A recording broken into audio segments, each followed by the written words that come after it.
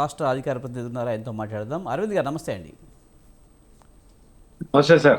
Sir, Raja Singh రాజీనామాను BJP high command ఆమోదించింది. ఇదంతా వాళ్ళ పార్టీ అంతర్గత విషయమైనప్పటికీ కూడా రాజాసింగ్ ఇప్పుడు ఏ పార్టీలో చేరబోతున్నారనే చర్చ అయితే నడుస్తుంది. ఒకవైపు శివసేన అంటున్నారు, మరి ఇప్పుడు మిగిలిన పార్టీలు బీఆర్ఎస్ ఆర్ కాంగ్రెస్ రెండు పార్టీల్లో ఏమైనా ఆహ్వానించే పరిస్థితి ఉందంటారా?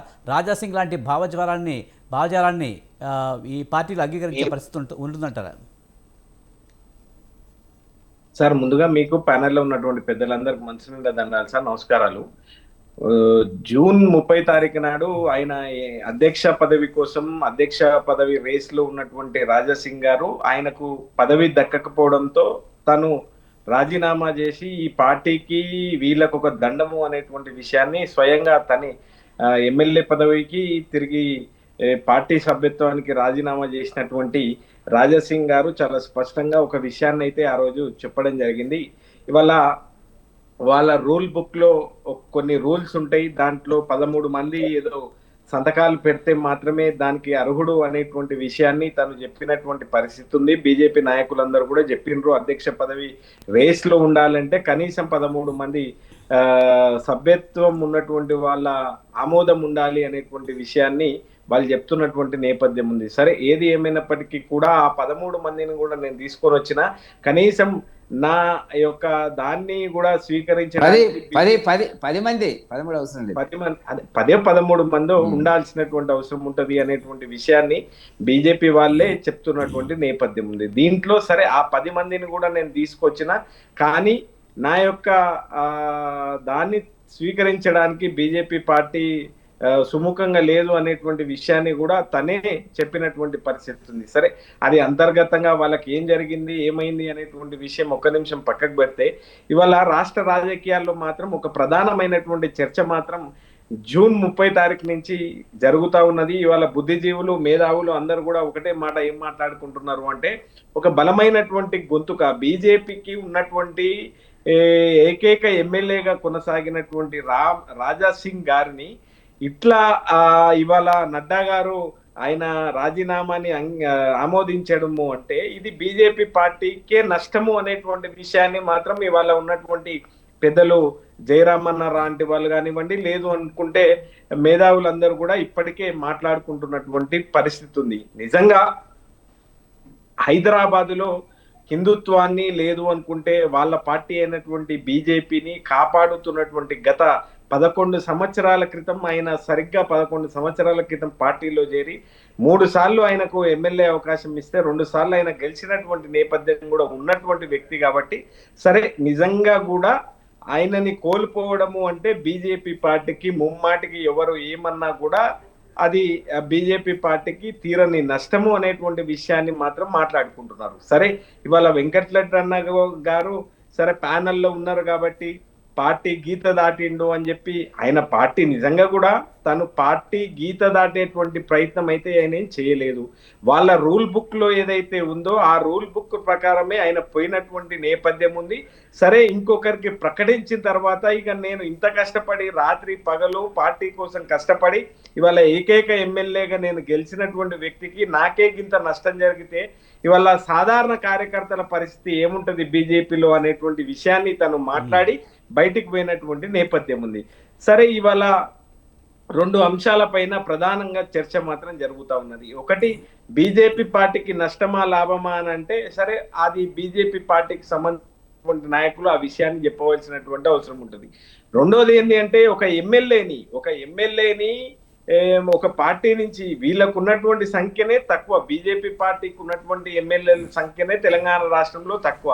దట్టు ఒక వ్యక్తి పోతున్నాడు అంటే ఆ పార్టీకి సంబంధించినటువంటి నాయకత్వం పిలిచి ఆయనతో మాట్లాడి చర్చలు జరిపి అనంతరం ఈ నిర్ణయం తీసుకుంటే బాగుంటుందేమో, అది ఆ పార్టీకి లాభం అవుతుండనేమో. కానీ ఆయన స్వయంగా ఆయన అభిప్రాయాన్ని తెలియజేసింది కదా, ఆయన రాజీనామాని మనం ఆమోదించాలి అనేటువంటి పద్ధతిలో వీళ్ళు చేస్తే సరే ఎట్టకేలకు ఎట్టి పరిస్థితుల్లో ఎవరు అవునన్నా ఎవరు కాదన్నా ఈ ప్యానెల్లో ఉన్నటువంటి వాళ్ళైనా లేదు అనుకుంటే ఎవరైనా కూడా తప్పకుండా ఇవాళ తీసుకున్నటువంటి నడ్డా గారి నిర్ణయం ఆ పార్టీకి నష్టమే అనేటువంటి విషయాన్ని మాత్రం తప్పకుండా ఇవాళ చెప్పకనే బీజేపీ వాళ్ళే చెప్తున్నటువంటి అరవింద్ గారు పరిస్థితి. మీరు చెప్పినట్టు ఒక ఎమ్మెల్యేని కోల్పోవడం అంటే వాళ్ళకి నష్టం జరిగినట్టే ఆల్రెడీ కనిపిస్తుంది.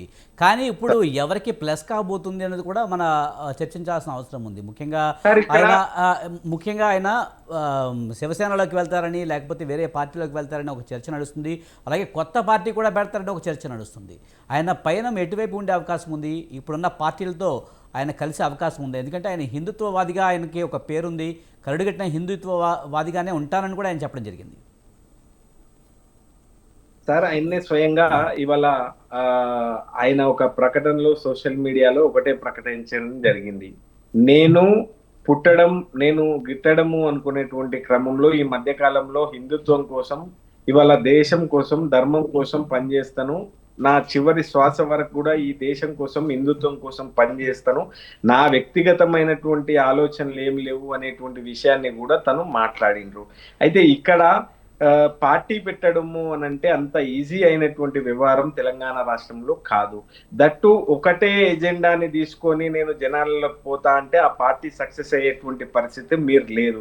మీరు గతంలో చూసిండ్రు, ఏ పార్టీ కూడా ఒక సిద్ధాంతం పైన పోయినటువంటి దాన్ని ఎవ్వరు కూడా సక్సెస్ అయినటువంటి సందర్భాలు లేవు. ఒకటి, పార్టీ పెడితే ఆయనకు వచ్చినటువంటి అవన్నీ ఈ రకంగా ఉంటది. రెండోది, ఆయన జనసేన పార్టీలకు పోతాడా, లేదు అనుకుంటే బీఆర్ఎస్ లకు వస్తాడా, లేదు కాంగ్రెస్ లకు పోతాడా అనేటువంటి చర్చ మాత్రం కొనసాగుతా ఉంది. ఈ కొనసాగేటువంటి క్రమంలో జనసేన కాదు, శివసేన జనసేన తన అనుబంధంగానే ఉంది పార్టీ బీజేపీకి. శివసేన మరి అది ఎక్కడ ఉన్నది? అది తెలంగాణ రాష్ట్రంలోనైతే లేదు కదా సార్. అది తెలంగాణ రాష్ట్రం, శివసేన అనేటువంటి పార్టీ మన రాష్ట్రానికి సంబంధించినటువంటి పార్టీయే కాదు. ఇవాళ ఆ పార్టీని ఈయన ఇట్లా తీసుకొచ్చి ఏ రకంగా ముందుకు తీసుకుపోగలుగుతాడు? లేదు అంటే హిందుత్వ ఎజెండాగా ఉండే పార్టీ శివసేన పార్టీ. ఆ విధంగా చూస్తే కనుక అతను శివసేనలోకి వెళ్తాడనే ఒక టాక్. సరే, ఆయన అటు పోయినప్పటికీ కూడా అంత గొప్పగా తెలంగాణ రాష్ట్ర ప్రజలు, తెలంగాణ ఏం ఎడ్డి తెలంగాణ కాదు, తెలంగాణ ఏం గుడ్డి తెలంగాణ కాదు, తెలంగాణ వీరోచిత పోరాటాలు చేసి వీరులను కన్నటువంటి గడ్డ ఈ గడ్డ. కాబట్టి ఇంకో దాన్ని ఆస్కారం ఇయ్యరు అని నేను అనుకుంటా. ఇంకోటి, అధికారంలో ఉన్నటువంటి పార్టీలకు పోతే ఇందాక పెద్దలు జయరామన్ అన్నట్లు ఎట్లా అదైతుంది అనేటువంటిది పెద్ద క్వశ్చన్ మార్క్ గా ఉన్నటువంటి పరిస్థితి ఉంది. దీనికి ఆయన్నే జవాబు చెప్తే బాగుంటది. ఇవాళ ఒక పెద్ద కన్ఫ్యూజన్ లో మాత్రం 30 తారీఖు నుంచి ఇవాళ రాజకీయ వర్గాల లోపల ప్రధానంగా హైదరాబాద్ లో మాత్రం ఆయన రాజీనామా చేసినప్పటి నుంచి హైదరాబాదు మహానగరంలో, గ్రేటర్ హైదరాబాద్ లో ఒక ప్రధానమైనటువంటి చర్చ 30 తారీఖు నుంచి ఇవాళ వరకు కూడా జరుగుతూ ఉంది. దానికి సంబంధించి స్వయంగా ఆయన తీసుకుపోయేటువంటి స్టాండ్ ఏంది అనేటువంటి విషయాన్ని ఇవాళ ఎట్లాగో నాకు తెలిసి ఇవాళ ఆయన రాజీనామాని ఆమోదించింది కేంద్ర బీజేపీ పార్టీ. కాబట్టి ఇవాళ నడ్డా గారు ప్రకటించిండ్రు. కాబట్టి ఇక రేపు ఎల్లుండో మరి ఎప్పుడు ఆయన ప్రెస్ మీట్ పెట్టి ఆయన భవిష్యత్తు కార్యాచరణ ఏ పద్ధతిలో ఉంటది, ఆయన భవిష్యత్తు ఎటువైపు పోతుంది అనేటువంటి విషయాన్ని మనం డిసైడ్ చేసే దానికన్నా కూడా స్వయంగా ఆయన్నే చెప్తే బాగుంటది అనేటువంటి విషయాన్ని మాత్రం నేను తెలియజేస్తా ఉన్నాను. రైట్.